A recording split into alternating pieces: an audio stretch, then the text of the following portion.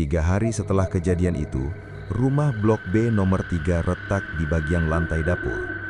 Awalnya hanya garis tipis, tapi malamnya retakan itu melebar.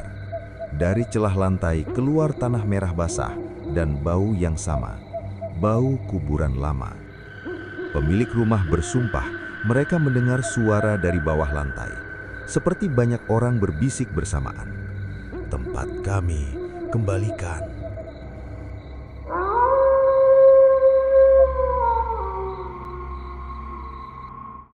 Assalamualaikum warahmatullahi wabarakatuh.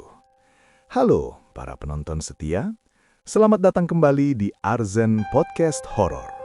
Terima kasih untuk kalian yang selalu setia menemani setiap cerita, setiap malam, setiap kisah yang kita buka bersama.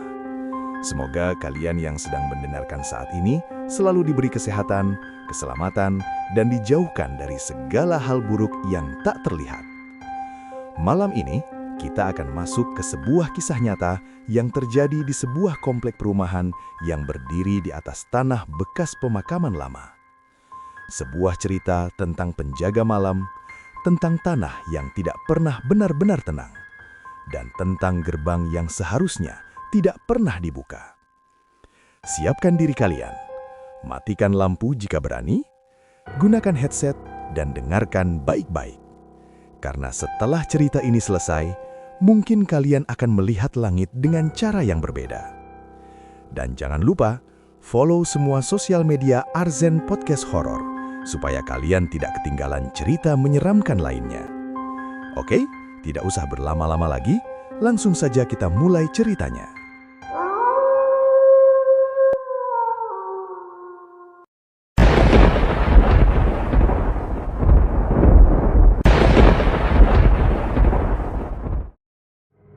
Namanya Pak Hadi, usianya 47 tahun. Mantan buruh proyek yang akhirnya bekerja sebagai satpam di sebuah komplek perumahan baru di pinggiran kota. Komplek itu berdiri megah, rumah-rumah minimalis 2 lantai, cat putih bersih, lampu jalan terang. Namanya terdengar indah, Taman Surya Residence. Tapi warga lama di daerah itu tahu, tanah itu dulu bukan taman, bukan ladang, bukan sawah. Tanah itu adalah bekas pemakaman umum tua yang sudah puluhan tahun tidak terurus. Kuburan-kuburan lama diratakan, nisan dicabut, tanah digusur alat berat, dan tepat di tengah komplek itu dibangun pos satpam. Malam pertama jaga. Malam itu hujan gerimis. Pak Hadi duduk sendirian di dalam pos jaga. Jam menunjukkan pukul 00.47. Angin terasa dingin, bukan dingin biasa. Dingin yang seperti merayap ke tulang. Radio komunikasi di meja tiba-tiba berbunyi. Kresh, kresh. Pak Hadi mengangkat HP. "Halo? Halo? Pos utama di sini?" Tidak ada jawaban. Hanya suara seperti orang menarik napas panjang.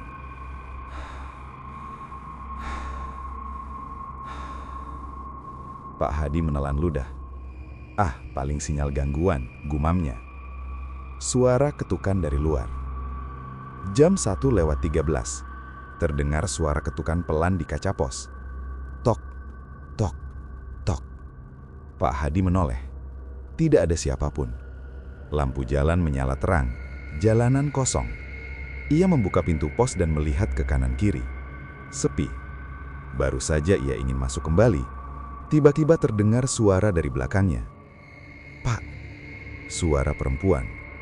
Pelan, serak, seperti dari tenggorokan kering. Pak Hadi membeku. Ia perlahan menoleh. Tidak ada siapapun. Tapi bau tanah basah dan bunga Kamboja tiba-tiba sangat kuat. Padahal di komplek itu tidak ada pohon Kamboja. CCTV yang menangkap sosok. Sekitar jam 2:30 dini hari, Pak Hadi mencoba mengalihkan rasa takut dengan melihat layar CCTV. 4 kamera menyala. Tiba-tiba di kamera nomor 3, terlihat seorang perempuan berdiri tepat di tengah jalan. Berambut panjang menutupi wajah, memakai kain putih lusuh. Ia berdiri diam, tidak bergerak. Pak Hadi menatap layar. Warga mana keluar malam-malam begini? Ia keluar dari pos. Jalanan kosong, tidak ada siapapun. Ia kembali melihat monitor. Perempuan itu kini berdiri, lebih dekat ke kamera. Wajahnya masih tertutup rambut. Lalu perlahan, ia mengangkat kepalanya. Layar CCTV tiba-tiba penuh garis statis. Kresh, kresh. Lampu pos berkedip, dan HT di meja berbunyi lagi. Pak, tanah kami belum selesai. Suara itu bukan suara radio. Itu terdengar dari dalam pos.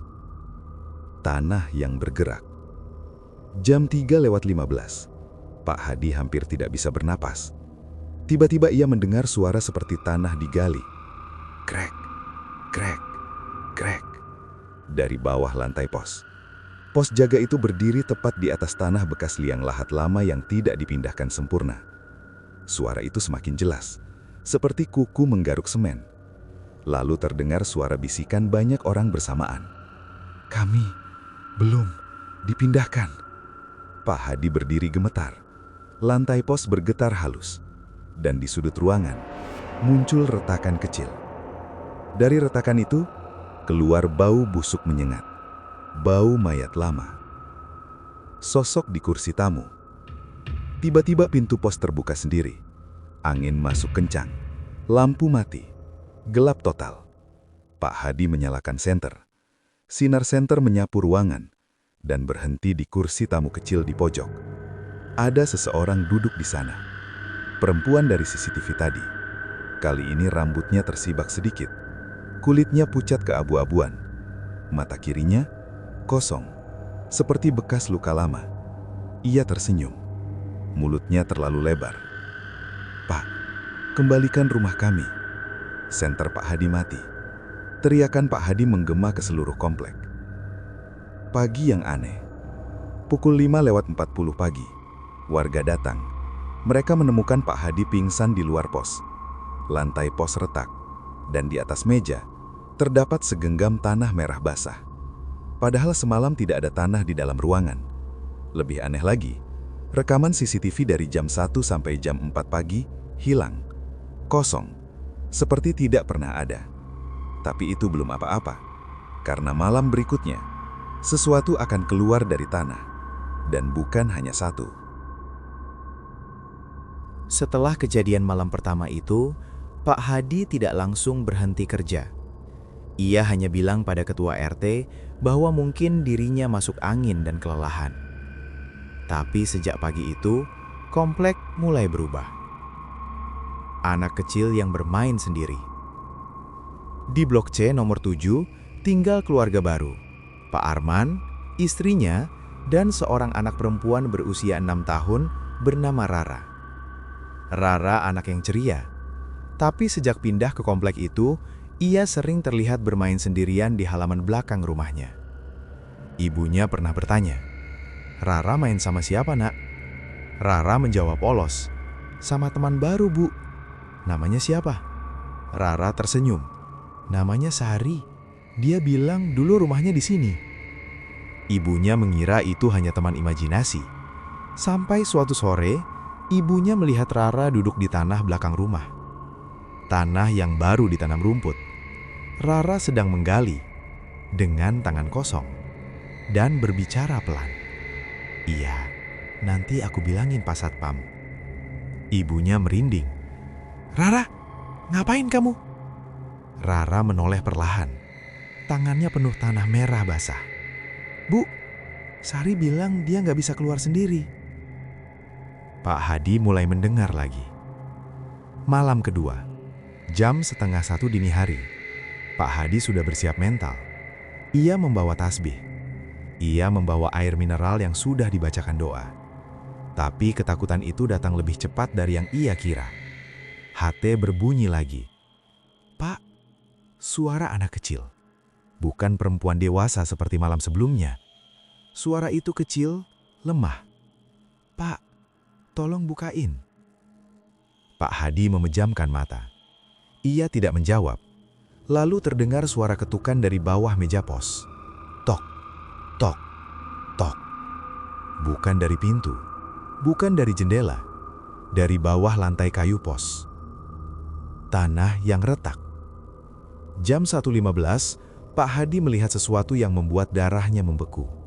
Retakan kecil di lantai yang kemarin muncul, kini melebar. Tanah di bawahnya seperti bergerak, perlahan. Seperti ada sesuatu yang mendorong dari bawah. Tiba-tiba, sebuah tangan kecil keluar dari celah retakan. Kecil, kurus, kulitnya pucat penuh tanah. Kuku-kukunya hitam panjang. Tangan itu mencakar-cakar lantai. "Pak, gelap." Pak Hadi jatuh terduduk. Tangannya gemetar hebat. Tangan kecil itu perlahan masuk kembali ke dalam tanah. Dan retakan menutup sendiri. Seolah tidak pernah ada. CCTV menunjukkan hal yang lebih buruk. Pak Hadi menatap monitor CCTV. Di kamera belakang komplek, terlihat Rara berdiri sendirian di tengah taman. Jam menunjukkan 1.22 dini hari. Anak itu berdiri diam, menghadap ke arah tanah kosong di ujung komplek. Lalu satu persatu muncul bayangan di belakangnya. Bukan satu, bukan dua, banyak. Seperti orang-orang berdiri berjejer. Semua berpakaian putih kotor. Beberapa tubuh mereka miring, beberapa kepalanya tidak lurus. Semua menghadap ke arah Rara, dan Rara tersenyum. Pak Hadi langsung keluar pos. Ia berlari ke taman. Kosong, tidak ada siapapun. Tapi tanah taman itu basah, seperti baru digali. Rara bicara sesuatu yang tidak masuk akal. Pagi harinya, Rara mendatangi pos. Ia berdiri di depan Pak Hadi. Tatapannya kosong. "Om Satpam?" Pak Hadi mencoba tersenyum. "Iya, Nak." Rara mendekat dan berbisik. "Om duduk di atas kepala Sari." Dunia Pak Hadi seperti berhenti. "Apa maksud kamu?" Rara menunjuk lantai pos. "Di bawah situ ada banyak, tapi Sari paling dekat sama Om." Lalu Rara tersenyum lebar. Senyum yang terlalu lebar untuk anak kecil. Kuburan yang tidak dipindahkan. Sore itu Pak Hadi memberanikan diri mencari informasi ke warga lama sekitar lokasi. Seorang kakek penjual warung berkata pelan, "Waktu itu, alat berat cuma ratain tanah. Banyak kuburan gak dipindahin. Katanya buru-buru proyek." Pak Hadi menelan ludah. "Pos Satpam itu, dulu di situ kuburan siapa?" Kakek itu menatapnya lama. "Anak kecil perempuan. Meninggal karena ditimbun longsor makam waktu hujan besar." "Namanya?" Kakek itu menjawab pelan. "Sari." Malam ketiga akan lebih parah. Malam belum tiba, tapi tanah di taman mulai ambles sedikit demi sedikit. Beberapa warga mengeluh rumahnya bau tanah busuk. Dan Pak Hadi mulai mendengar suara anak kecil memanggil namanya, bahkan saat siang hari. "Pak Hadi!" Dari bawah tanah, dari balik tembok, dari dalam pikirannya. Dan malam ketiga, bukan hanya tangan yang akan keluar, tapi seluruh tubuh. Dan seseorang akan ikut terseret ke dalam tanah. Langit tidak berbintang. Awan gelap menggantung rendah, seperti menekan atap-atap rumah. Jam menunjukkan 00.58. Pak Hadi sudah tidak bisa membedakan mana suara nyata dan mana yang hanya ada di kepalanya. Tapi satu hal pasti, tanah taman di ujung kompleks terus ambles. Rara hilang. Jam 1.12. HT berbunyi panik. Pak Hadi, anak saya nggak ada." Suara Pak Arman bergetar. "Rara nggak ada di kamar. Pintu belakang kebuka." Pak Hadi langsung berlari. Pintu belakang rumah blok C nomor 7 terbuka. Jejak kaki kecil penuh tanah terlihat menuju taman. Tanah merah, basah, padahal tidak hujan. Taman yang terbelah. Di tengah taman kompleks, tanah benar-benar retak. Bukan retakan kecil, tapi seperti liang panjang terbuka. Lebarnya hampir 2 meter. Dari dalamnya keluar bau busuk menyengat. Bau bangkai lama bercampur tanah basah. Dan terdengar suara tangisan anak kecil. "Bu, gelap!" Pak Harman hendak lompat masuk. Pak Hadi menahannya. Lalu tanah itu bergerak. Perlahan, seperti bernapas. Mereka keluar. Dari dalam liang itu muncul kepala kecil. Rambut panjang penuh tanah, kulit pucat keabu-abuan. Mata kirinya kosong. Sari. Ia merangkak keluar perlahan. Tulang lehernya berbunyi kaku. Krek, krek. Di belakangnya muncul tangan lain, lalu kepala lain, lalu tubuh lain. Bukan satu, bukan dua, banyak. Mayat-mayat lama yang tidak pernah dipindahkan. Sebagian masih memakai kain kafan yang sudah membusuk. Sebagian tubuhnya miring tak utuh. Beberapa wajahnya hancur. Mereka merangkak pelan ke permukaan. Rara berdiri di tengah mereka. Di tengah taman, Rara berdiri diam. Matanya tertutup. Tangannya terulur ke depan, seperti sedang digandeng seseorang yang tak terlihat. Lalu, Rara membuka mata. Tapi bukan tatapan anak kecil. Tatapan itu kosong, dalam, dan terlalu dewasa. Ia bicara, tapi suaranya bukan satu suara. Itu banyak suara menyatu. Kami belum dipindahkan. Kami belum selesai. Tanah di bawah kaki warga mulai retak kecil-kecil. Lampu jalan padam satu persatu. Gelap menyelimuti kompleks. Pos satpam runtuh. Tiba-tiba terdengar suara keras dari arah pos. Brak! Pos jaga ambruk. Tanah di bawahnya amblas seperti ditarik dari bawah. Pak Hadi menoleh. Di lubang bekas pos, terlihat susunan tulang. Banyak, berserakan.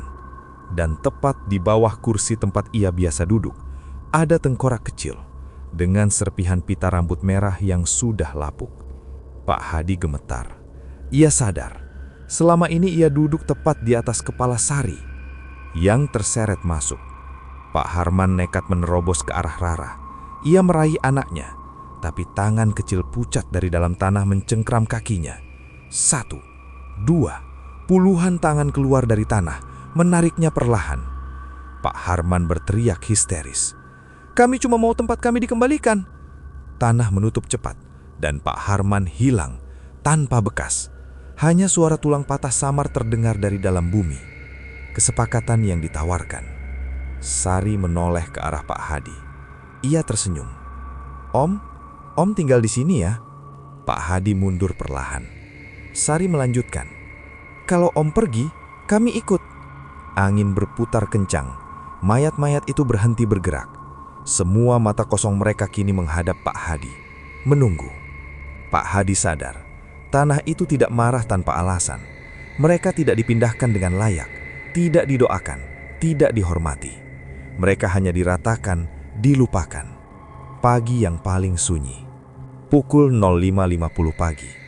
Warga berkumpul di taman. Tanah kembali rata, seperti tidak pernah terbelah.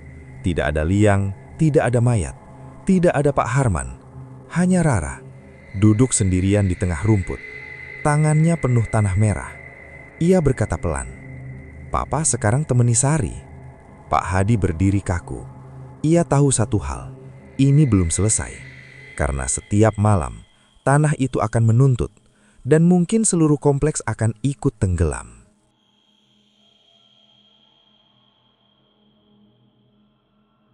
Setelah Pak Arman hilang tanpa jejak, suasana Taman Surya Residence berubah total. Siang hari masih tampak normal, anak-anak masih bersepeda, ibu-ibu masih menyiram tanaman. Tapi setiap sore menjelang maghrib, udara terasa berat, seperti ada sesuatu menekan dari bawah tanah. Retakan pertama. 3 hari setelah kejadian itu, rumah Blok B nomor 3 retak di bagian lantai dapur. Awalnya hanya garis tipis, tapi malamnya retakan itu melebar. Dari celah lantai keluar tanah merah basah dan bau yang sama, bau kuburan lama.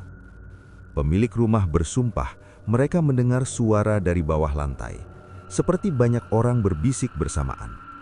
"Tempat kami, kembalikan." Rara tidak lagi sama. Rara kini jarang bicara.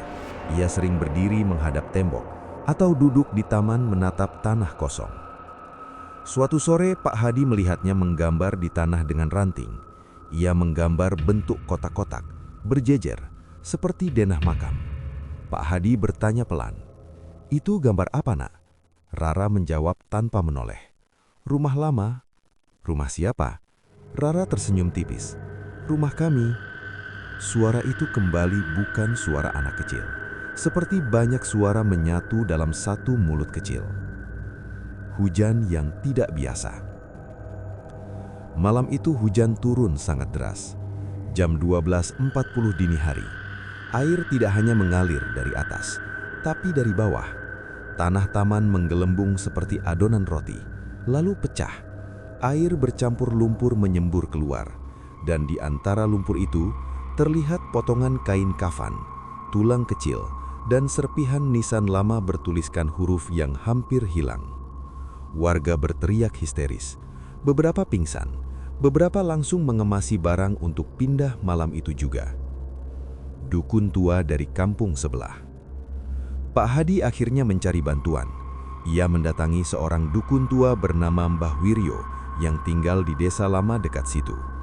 Mbah Wiryo diam lama setelah mendengar cerita. Lalu ia berkata pelan, "Tanah itu pernah mau ditutup dengan ritual, tapi gagal." "Kenapa gagal, Mbah?" "Karena ada satu jenazah anak kecil yang tidak ditemukan waktu itu. Longsor makamnya, dalam sekali. Mereka menyerah." "Sari," bisik Pak Hadi. Mbah Wiryo mengangguk. Dan sekarang dia tidak sendiri lagi. Yang lain ikut bangkit. Ritual yang terlambat. Malam itu mereka mencoba ritual di taman komplek. Beberapa warga yang masih bertahan ikut membantu. Asap kemenyan mengepul. Doa-doa dibacakan. Tiba-tiba tanah di bawah lingkaran ritual bergetar hebat. Lampu-lampu jalan meledak satu persatu. "Duar! Duar!" Rara berdiri di kejauhan, sendirian, basah oleh hujan. Ia tersenyum lebar. Tanah di tengah taman retak lagi, lebih besar dari sebelumnya. Dari dalamnya muncul wajah-wajah. Puluhan. Mereka tidak lagi merangkak. Mereka berdiri, setengah badan keluar dari tanah. "Kalian datang hanya untuk mengusir kami lagi." Suara itu menggema dari segala arah. Mbah Wiryo terjatuh. Darah keluar dari hidungnya. Ia berbisik lirih pada Pak Hadi. "Ini bukan sekedar arwah, ini tanah yang marah." Rumah pertama yang amblas. Jam 3:17, Blok C nomor 7, rumah Rara. Tanah di bawah fondasi tiba-tiba ambles. Rumah itu miring perlahan. Rara masih berdiri di taman. Ia tidak bergerak. Ibunya berteriak memanggilnya.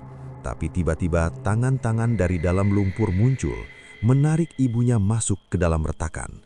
Tanah menutup lagi, seperti menelan mangsanya. Rara hanya menatap, lalu berkata pelan, "Sekarang Mama juga temani Sari." Pak Hadi jatuh berlutut. Ia sadar, tanah itu tidak akan berhenti sebelum semua pengganti terpenuhi. Ancaman terakhir. Subuh hampir tiba. Mbah Wiryo memegang lengan Pak Hadi kuat-kuat. Kalau mau berhenti, satu harus tinggal, jadi penjaga. "Apa maksudnya, Mbah?" "Seseorang harus menggantikan, menjadi penyeimbang antara yang hidup dan yang mati." Pak Hadi terdiam. Matanya perlahan mengarah ke pos jaga yang sudah runtuh, ke tempat ia pertama kali duduk, ke tempat tengkorak kecil itu berada. Rara berjalan mendekatinya. "Om, mau tinggal kan?" Angin berhenti. Semua sosok yang setengah keluar dari tanah kini menatap Pak Hadi, menunggu jawabannya. Dan keputusan itu akan menentukan nasib seluruh komplek.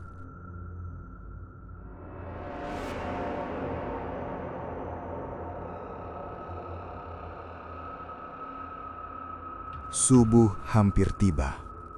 Langit mulai abu-abu. Tanah taman masih bergetar pelan, seperti makhluk besar yang sedang tidur gelisah di bawahnya. Pak Hadi berdiri di tengah lingkaran retakan. Rara menatapnya. Puluhan sosok setengah badan keluar dari tanah, membeku menunggu jawabannya. Mbah Wiryo berbisik dengan suara lemah. "Kalau tidak ada yang tinggal, tanah ini akan ambil semuanya." Pilihan yang tidak punya jalan keluar. Pak Hadi memejamkan mata. Ia teringat keluarganya di kampung, istrinya, anaknya yang masih sekolah. Tapi setiap kali ia mencoba melangkah mundur, tanah di belakangnya retak lebih lebar, seolah tak mengizinkannya pergi. Sari melangkah mendekat. Kakinya tidak menyentuh tanah. "Om sudah duduk di rumahku 3 malam. Suaranya kini lembut, tapi di balik kelembutan itu ada dingin yang membekukan. "Sekarang, Om jadi penjaga kami ya." Kesepakatan tanpa kata. Angin berhenti total. Hujan juga berhenti mendadak. Sunyi. Pak Hadi membuka mata. Ia melihat ke arah pos jaga yang sudah runtuh. Di lubang bekasnya, tulang-tulang tersusun seperti kursi, seperti singgasana kecil dari sisa-sisa liang lahat. Ia mengerti, tanah itu butuh penyeimbang, bukan tumbal sembarangan, tapi penjaga.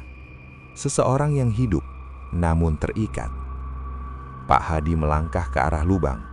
Setiap langkahnya terasa berat, seperti kakinya menancap ke lumpur tak terlihat. Ritual yang berubah arah. Mbah Wiryo mencoba membaca doa lagi, tapi suaranya tercekak. Tanah bergetar lebih kuat. Sosok-sosok yang setengah keluar mulai naik perlahan. Dada mereka terlihat.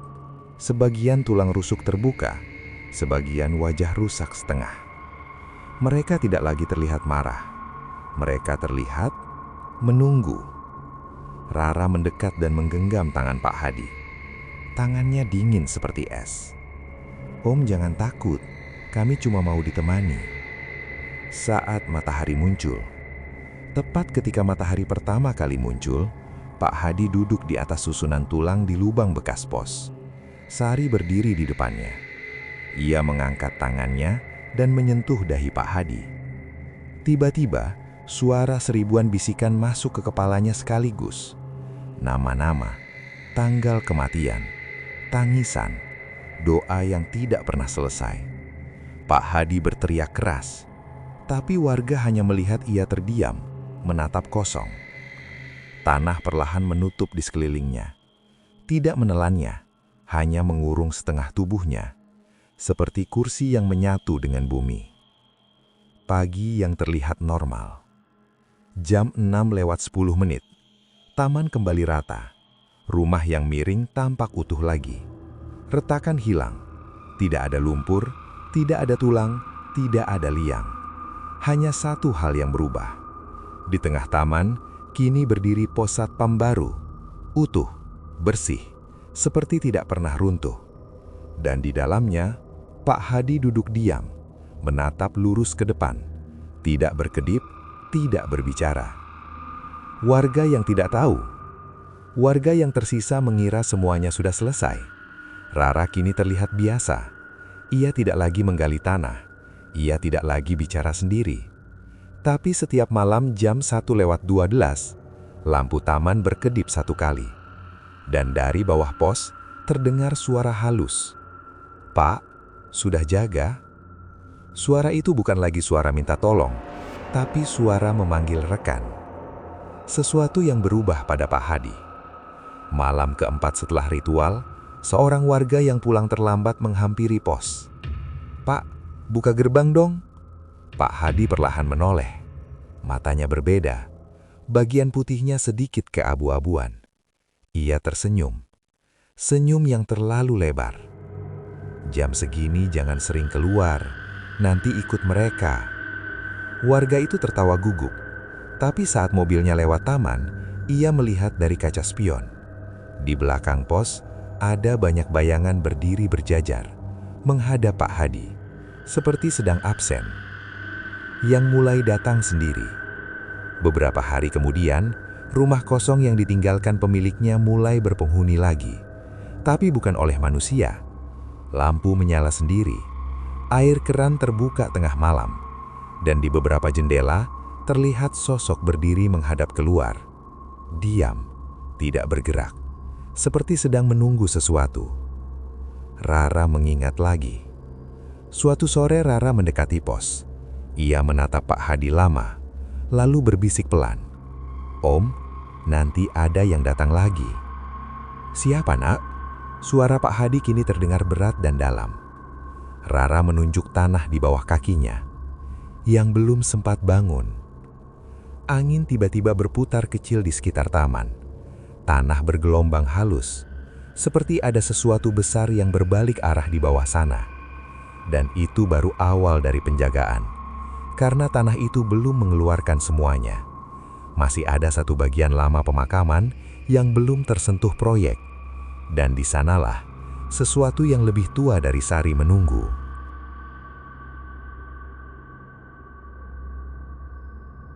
Seminggu setelah ritual itu, kompleks terlihat tenang. Terlalu tenang. Tidak ada lagi retakan. Tidak ada bau tanah busuk. Tidak ada tangan keluar dari lumpur. Tapi justru itu yang membuat Mbah Wiryo gelisah. Kalau tanah diam begini, artinya dia sedang menahan sesuatu yang lebih besar, katanya pelan. Denah lama yang tersimpan. Suatu siang, seorang warga lama menyerahkan map usang kepada Pak Hadi. Isinya salinan denah pemakaman lama sebelum diratakan proyek. Denah itu menunjukkan ratusan makam. Sebagian besar sudah digali dan dipindahkan. Tapi di sudut paling belakang, ada satu tanda berbeda. Bukan simbol makam biasa, melainkan lingkaran hitam kecil. Tanpa nama, tanpa tanggal. Hanya tulisan samar di bawahnya. Jangan diganggu. Pak Hadi menatap lama tanda itu. Lokasinya tepat di bawah Blok A, nomor 1. Rumah paling besar di kompleks, yang sampai sekarang belum pernah laku terjual. Rumah kosong yang tidak pernah benar-benar kosong. Blok A nomor 1 memang selalu kosong, tapi beberapa warga bersumpah melihat lampunya menyala tengah malam. Kadang terdengar suara kursi diseret. Kadang terdengar langkah kaki berat di lantai atas. Padahal kuncinya selalu dipegang pengembang. Malam itu, tepat pukul 1:12, lampu rumah itu menyala sendiri. Pak Hadi melihatnya dari pos. Matanya kini bisa melihat lebih dari manusia biasa. Ia tidak hanya melihat cahaya. Ia melihat bayangan besar berdiri di jendela lantai 2. Bentuknya tidak seperti manusia. Terlalu tinggi, lehernya panjang, kepalanya sedikit miring, dan matanya merah redup. Tanah yang kembali berdenyut. Jam 2:03. Tanah di sekitar Blok A nomor 1 mulai bergelombang pelan. Tidak pecah, tidak retak, hanya berdenyut, seperti ada jantung besar di bawahnya. Pak Hadi berdiri dari kursinya. Ia tahu, ini bukan Sari, bukan arwah anak-anak yang dulu terkubur. Ini sesuatu yang lebih tua.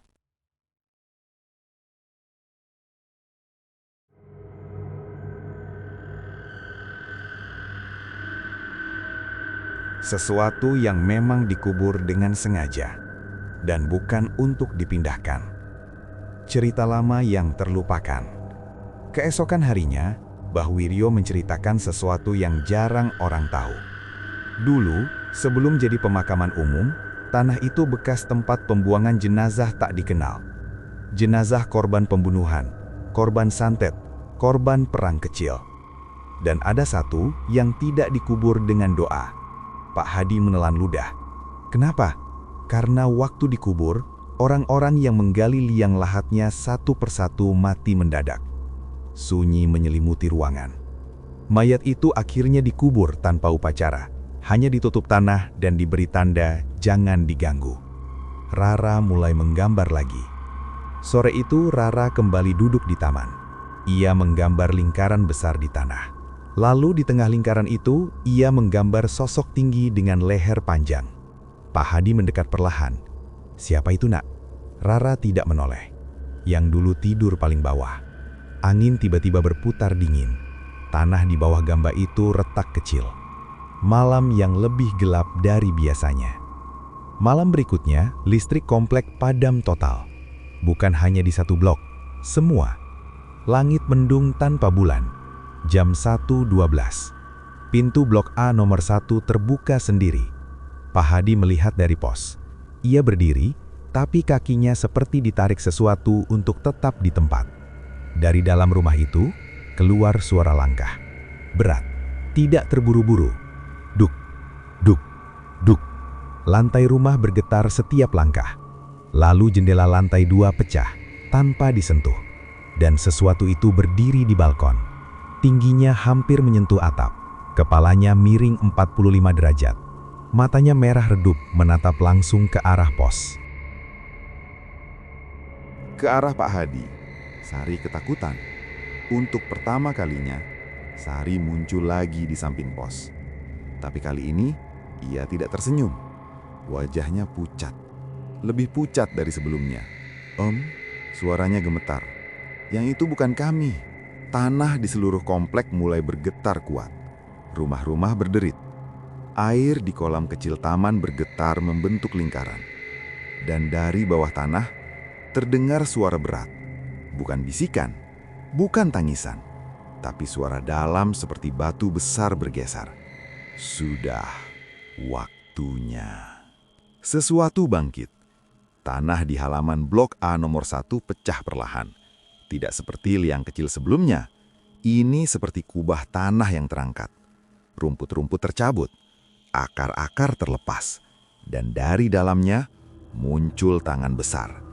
Bukan tangan kurus seperti mayat lama, tapi tangan panjang dengan kulit gelap retak seperti tanah kering. Kuku-kukunya panjang dan hitam. Sari mundur perlahan. Dia marah karena dibangunkan. Pak Hadi merasakan sesuatu di dalam kepalanya. Suara-suara yang dulu ia dengar, kini diam. Seolah semua arwah kecil itu juga takut. Dan ketika kepala makhluk itu mulai muncul dari tanah, seluruh komplek merasakan satu hal yang sama.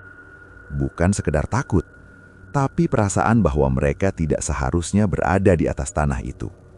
Dan itu baru setengah kebangkitannya, karena yang bangun bukan arwah biasa, melainkan sesuatu yang dulu sengaja dikubur agar tidak kembali.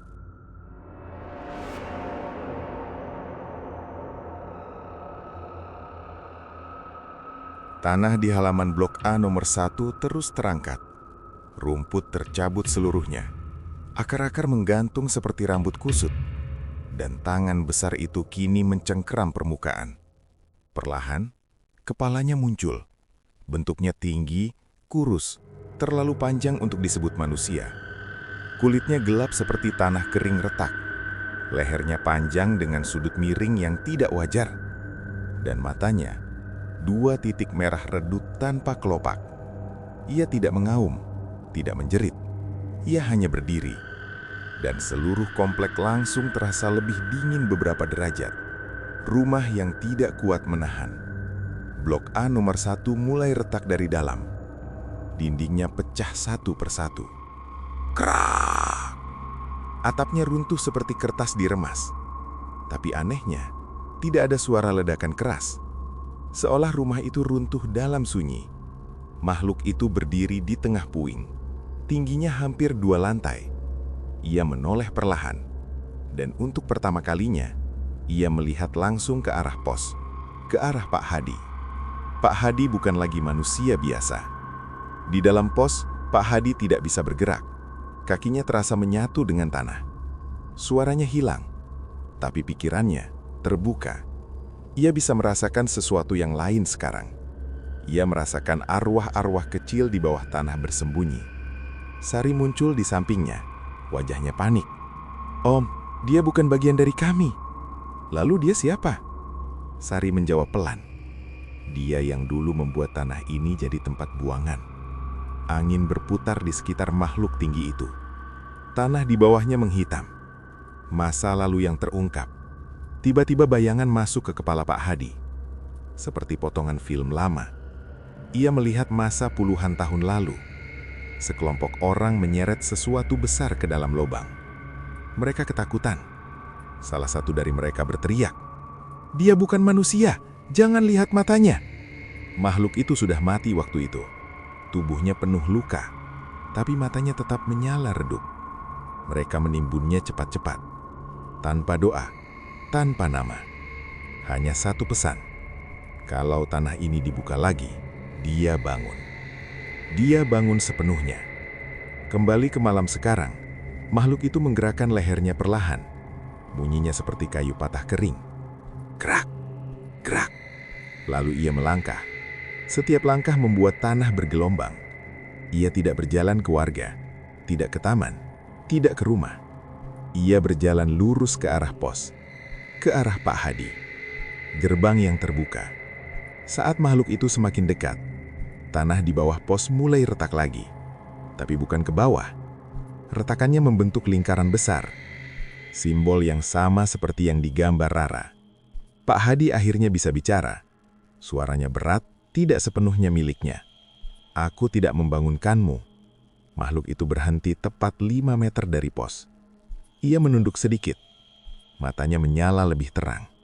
Suara berat terdengar, bukan dari mulutnya, tapi dari dalam tanah. Kalian membuka atapku. Tiba-tiba, seluruh arwah kecil muncul setengah badan di sekitar taman. Sari berdiri di depan Pak Hadi, seperti mencoba melindungi. Tapi makhluk itu mengangkat satu tangan panjangnya. Tanah bergetar keras. Arwah-arwah kecil itu tenggelam kembali, seolah dipaksa diam. Pak Hadi menyadari kebenaran. Ia bukan lagi sekadar penjaga, ia adalah pengikat. Selama ia duduk di atas kepala Sari, ia menjadi titik keseimbangan. Dan ketika rumah Blok A nomor 1 dibangun, titik keseimbangan lama rusak. Makhluk tanpa nama itu kini mencari tempatnya kembali. Dan tempat itu adalah pusat komplek, adalah pos, adalah Pak Hadi. Sentuhan pertama, makhluk itu mengulurkan tangannya. Panjang, retak, hitam. Tepat menyentuh atap pos. Kayu langsung menghitam, seperti membusuk dalam hitungan detik. Pak Hadi menutup mata. Sari berteriak, "Jangan lihat matanya!" Tapi sudah terlambat. Pak Hadi melihat langsung 2 titik merah itu. Dan dalam sekejap, ia melihat sesuatu yang lebih gelap dari kematian. Ia melihat ruang kosong tanpa tanah, tanpa langit, tanpa suara. Tempat di mana makhluk itu sebenarnya berasal. Makhluk itu tidak sekadar ingin keluar. Ia ingin membuka jalan. Dan Pak Hadi adalah pintunya. Dan malam itu belum selesai. Karena ketika jam menunjukkan 01.12 lagi, sesuatu akan terbuka. Bukan di tanah, tapi di langit.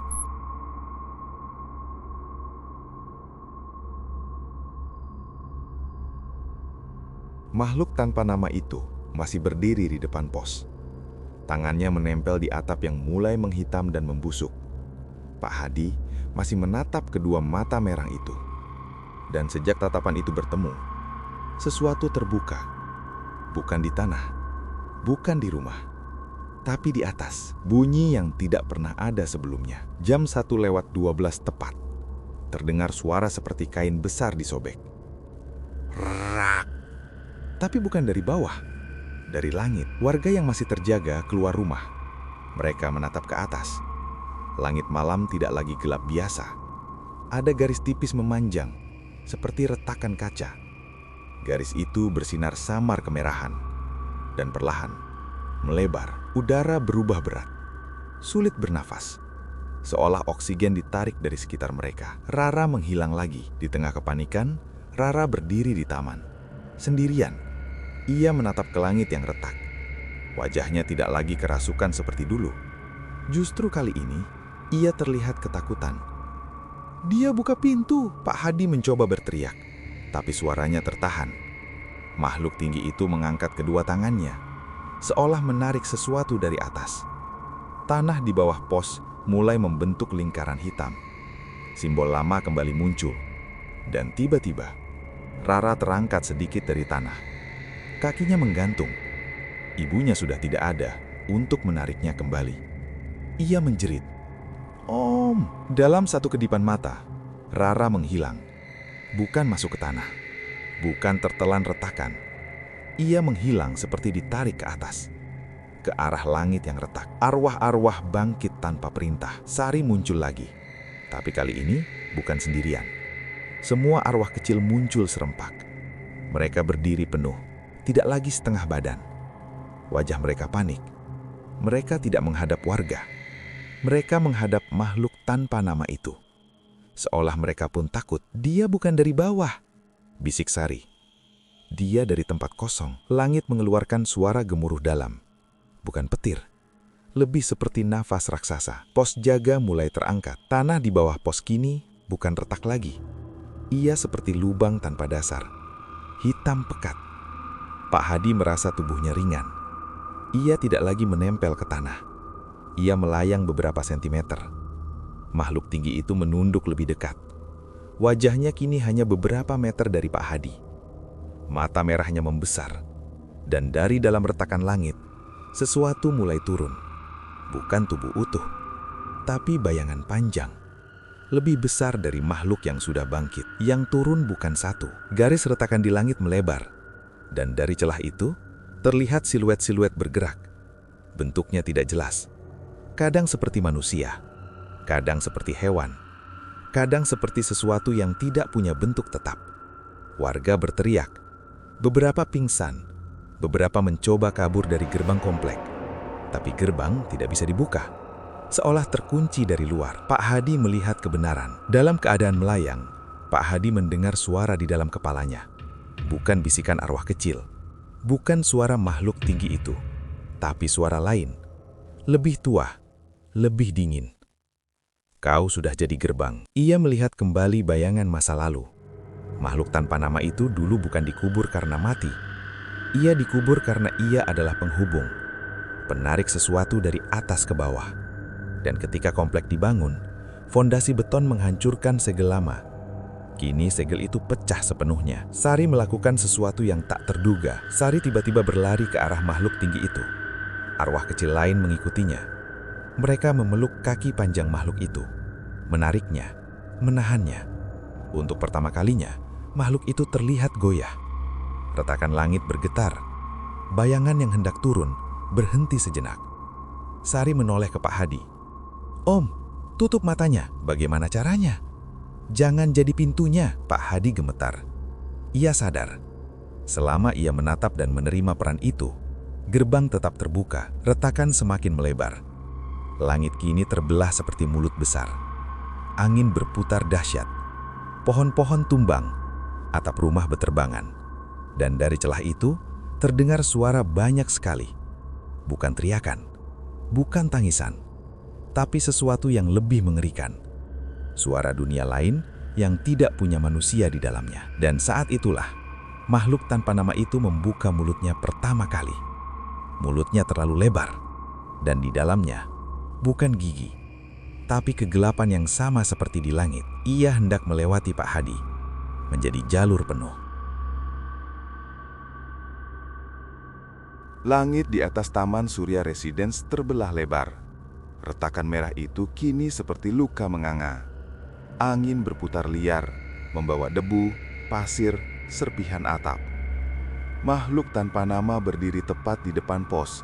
Mulutnya terbuka. Kegelapan di dalamnya terhubung langsung dengan retakan langit. Pak Hadi melayang setinggi dada dari tanah. Ia bukan lagi hanya penjaga. Ia porosnya. Suara dari dalam retakan. Dari atas terdengar gema dalam. Bukan suara satu makhluk, tapi banyak. Seolah sesuatu di balik langit sedang mendorong untuk turun. Bayangan-bayangan besar bergerak di balik celah. Beberapa seperti tangan panjang, beberapa seperti wajah tanpa mata.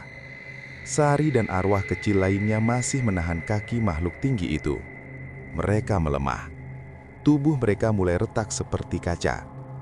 Om, cepat, bisik Sari, suaranya hampir hilang. Mbah Wiryo datang terakhir kali. Di tengah kekacauan, Mbah Wiryo muncul tertatih. Wajahnya pucat. Ia membawa kain putih tua yang dipenuhi tulisan doa. Gerbang bisa ditutup, katanya terengah. Tapi harus ada pengikat baru. Pak Hadi menatapnya. Aku sudah pengikatnya. Mbah Wiryo menggeleng. Kau cuma segel sementara. Untuk menutupnya total, harus ada jiwa hidup yang diserahkan dengan sadar. Angin berhenti sesaat, seolah mendengarkan. Pilihan yang kejam. Kalau tidak ada tumbal, tanya Pak Hadi. Mbah Wiryo menatap retakan langit. Menatap retakan langit. Yang turun bukan satu, dan bukan cuma komplek ini yang hilang. Makhluk tinggi itu melangkah lagi. Arwah kecil terpental. Sari jatuh. Tubuhnya mulai tembus pandang. Retakan langit makin melebar. bayangan pertama mulai menembus keluar. Ujung sesuatu seperti kaki panjang muncul dari celah. Warga yang masih terjebak. Beberapa warga masih di dalam rumah, menangis, berdoa, tidak tahu apa yang terjadi.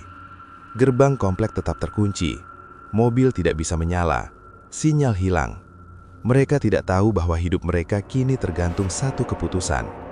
Pak Hadi melihat semuanya. Untuk pertama kalinya, ia tidak merasa takut. Ia merasa berat. Pengakuan makhluk tanpa nama. Makhluk tinggi itu menunduk ke arah Pak Hadi. Suara berat keluar dari dalam tanah. Pengikat lama sudah hancur. Aku harus kembali ke atas. Kau bukan dari sini, jawab Pak Hadi. Makhluk itu memiringkan kepala lebih jauh. Aku jembatan. Tiba-tiba Pak Hadi mengerti. Makhluk itu bukan penyerang. Ia alat. Ia gerbang yang dulu sengaja dikubur agar koneksi itu tertutup. Dan kini segel rusak. Rara muncul di langit. Tiba-tiba terdengar teriakan kecil. Pak Hadi mendongak.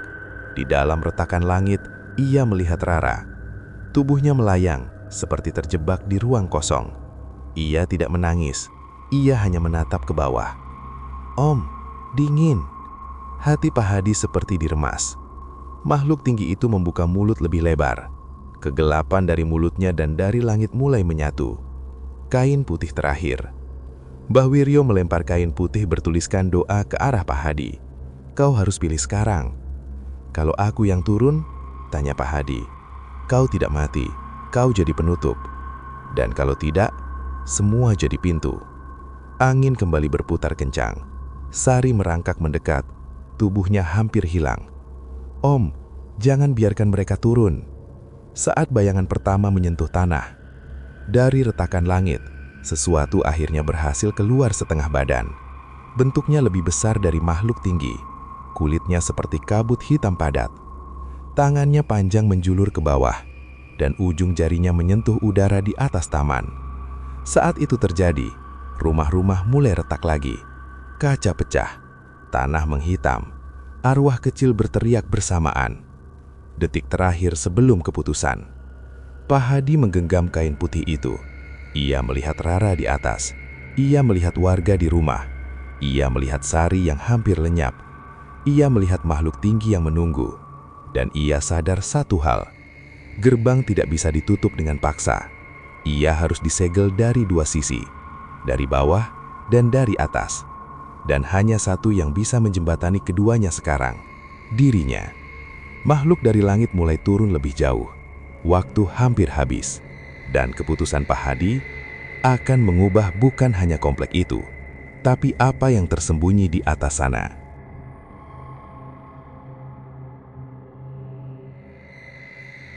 Langit hampir sepenuhnya terbuka. Bayangan hitam dari atas sudah setengah turun. Makhluk tanpa nama berdiri tepat di depan pos. Sari hampir menghilang. Rara terjebak di celah langit. Dan seluruh komplek berada di ambang kehancuran. Jam menunjukkan 1.19. Waktu terasa lambat, tapi kehancuran bergerak cepat. Keputusan Pak Hadi. Pak Hadi menggenggam kain putih dari Mbah Wiryo. Ia berdiri tegak meski tubuhnya melayang. Ia menatap makhluk tinggi itu. Aku jadi pengikatnya. Makhluk itu tidak bergerak, hanya menatap dengan mata merah redup. Aku tutup gerbang ini, tapi kau ikut terkunci. Untuk pertama kalinya, makhluk itu berbicara langsung. Suaranya seperti batu digesek di dasar sumur. Itu memang tugasmu. Pak Hadi mengerti sekarang. Ia tidak dipilih secara kebetulan. Ia duduk di atas kepala Sari pada malam pertama bukan karena nasib. Tanah itu memilihnya. Ritual terakhir. Mbah Wiryo berteriak. Bacakan dengan sadar, jangan takut. Pak Hadi membentangkan kain putih itu. Tulisan doa menyala samar. Angin berputar mengelilinginya. Arwah kecil berkumpul di belakangnya. Sari berdiri tepat di sampingnya. Om, jangan lihat atas lagi. Pak Hadi menutup matanya. Ia mulai membaca doa dengan suara keras. Suara yang awalnya gemetar, lalu semakin mantap. Setiap kalimat yang keluar membuat retakan langit bergetar. Bayangan dari atas menjerit tanpa suara. Pengorbanan. Makhluk tinggi itu melangkah mendekat, bukan untuk menyerang, tapi menyatu. Ia menempelkan tangan panjangnya ke dada Pak Hadi. Dingin luar biasa, seperti masuk ke dalam es tak berujung. Tubuh Pak Hadi mulai menghitam dari kaki, seperti menyatu dengan tanah. Retakan langit perlahan menyempit. Rara mulai turun perlahan dari celah. Bayangan besar dari atas berusaha menarik kembali. Tapi doa terus dibacakan. Lebih keras, lebih dalam. Langit menutup. Jam 1.23. Retakan tinggal seukuran garis tipis. Bayangan terakhir menjerit dan tersedot kembali. Rara jatuh ke taman, pingsan. Makhluk tinggi menatap Pak Hadi terakhir kali. Gerbang tertutup sampai segelmu lemah. Tubuhnya pecah menjadi debu hitam, masuk kembali ke tanah. Dan tepat saat doa terakhir diucapkan, langit kembali utuh. Gelap normal, sunyi total. Yang tertinggal, angin berhenti. Tanah kembali rata. Rumah-rumah tidak lagi retak. Gerbang bisa dibuka. Listrik menyala kembali. Warga keluar perlahan, bingung, tidak mengerti apa yang baru saja terjadi. Mbah Wiryo terjatuh lemas. Rara sadar dan menangis memanggil ibunya. Arwah kecil tidak terlihat lagi. Sari tidak muncul. Semua kembali seperti biasa. Kecuali satu hal, penjaga baru yang tak pernah pergi. Di tengah taman berdiri pos satpam. Utuh, bersih, seperti pertama kali dibangun. Dan di dalamnya, Pak Hadi duduk diam, tidak melayang lagi, tidak menghitam. Terlihat normal, tapi matanya kosong. Ia tidak berkedip, tidak bergerak. Seorang warga mendekat. "Pak, semua sudah aman?" Pak Hadi perlahan menoleh.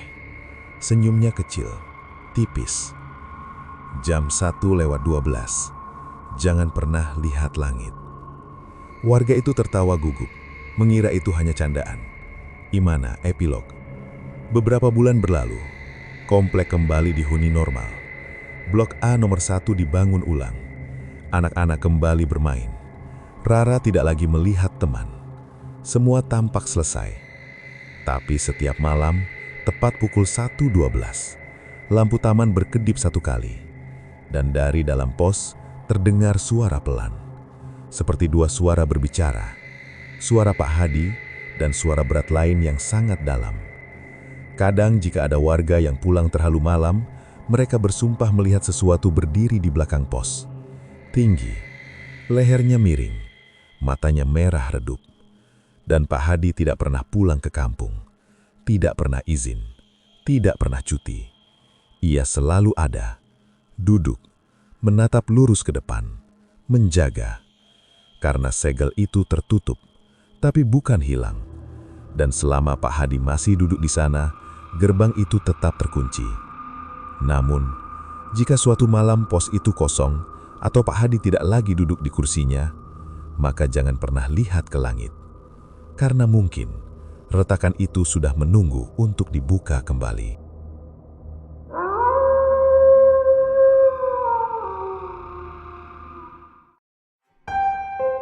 Itulah kisah tentang satpam penjaga komplek bekas pemakaman. Sebuah cerita yang mengingatkan kita bahwa tidak semua tanah bisa diperlakukan sembarangan. Ada tempat yang harus dihormati, ada sejarah yang tidak boleh dilupakan, dan ada hal-hal yang memang tidak seharusnya diganggu. Dari cerita ini, kita bisa belajar bahwa keserakahan, kelalaian, dan ketidakhormatan pada masa lalu bisa membawa akibat yang panjang. Dan bahwa terkadang, seseorang harus berkorban untuk menjaga keseimbangan. Ambil sisi baiknya, buang sisi buruknya, dan jadikan ini pengingat untuk selalu menghormati tempat, waktu, dan apapun yang tidak bisa kita lihat. Terima kasih untuk kalian para penonton setia Arzen Podcast Horor yang sudah mendengarkan sampai akhir. Semoga kalian selalu dalam perlindungan Tuhan, dijauhkan dari segala gangguan yang tidak terlihat, dan tidak pernah mendengar bisikan di jam 1:12 malam. Jangan lupa follow semua sosial media Arzen Podcast Horor. Like, share, dan tungguin cerita horor terbaru berikutnya. Karena kisah berikutnya akan lebih gelap. Wassalamualaikum warahmatullahi wabarakatuh. Sampai jumpa di cerita selanjutnya.